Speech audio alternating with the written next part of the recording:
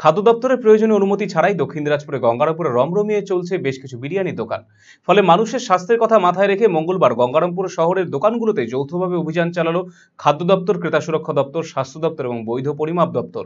এদিন new market, Burrabazar এবং শহরের প্রাণকেন্দ্র চৌপথি এলাকায় অবস্থিত মিষ্টির দোকান, দই এবং বিরিয়ানির দোকানে হানা দেন আধিকারিকেরা। ক্ষতি দেখেন খাবারের গুণগত মান এবং পরিষ্কার পরিচ্ছন্নতা। এদিন অভিযান চালিয়ে শহরে একাধিক মিষ্টির দোকানে অস্বাস্থ্যকর পদ্ধতিতে মিষ্টি তৈরি এবং অপরিচ্ছন্নতা লক্ষ্য করেছেন আধিকারিকেরা। পাশাপাশি অভিযান চলাকালীন মিষ্টির দোকানের ফ্রিজে মেয়াদ উত্তীর্ণ খাবারের প্যাকেটও উদ্ধার করেছেন আধিকারিকেরা।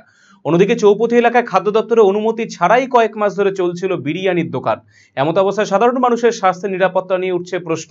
তবে দিন জরিমানা না করা হলেও তাদের সতর্ক করা হয়েছে। সেই সঙ্গে বেশ কিছু দোকান থেকে ডিজিটাল পরিমাপ যন্ত্র বাজেয়াপ্ত করেছে পরিমাপ দপ্তর।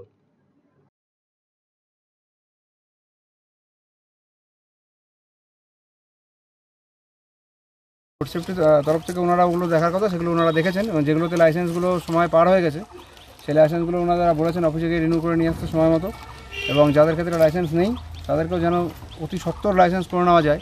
এবং খুব চিন্তার ব্যাপার যে শহরের বুকে একটা বিরিয়ানির দোকান চলছে বড়, তার কোনো রকম লাইসেন্সই নেই, এবং এটা আমরা দেখলাম। তাদেরকে খুব শীঘ্রই লাইসেন্স করে নেওয়ার জন্য ওনারা বলেছেন।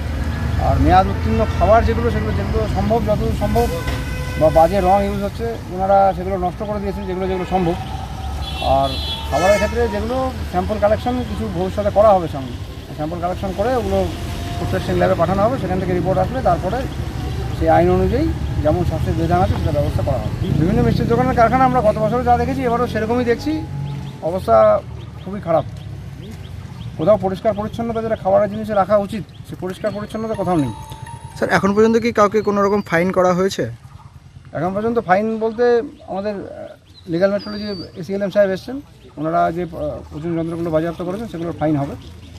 আর ফুড সেফটির তরফ থেকে ফাইন ওভাবে তো সরাসরি করা যায় না, কেননা খাবারটা যতক্ষণ না আমরা বলতে পারছি যে এটা পচা বা খারাপ, তবে ফাইন করা সম্ভব নয়। তবে সতর্ক করে গেল, সতর্ক অবশ্যই করা হয়েছে, এবং সতর্কতা কিছু কাজ হচ্ছে, একদম হচ্ছে না সেটা নয়, কেন খাবারটা যতক্ষণ না টেস্টিং ল্যাবরেটরি রিপোর্ট আসছে যে এটা খারাপ, ততক্ষণ অবধি কোনো খাবারকেই আমরা এভাবে খারাপ বা পচা বলতে পারি না। স্যার, এই ধরনের অভিযান কি আরও চালানো হবে আগামী দিনে?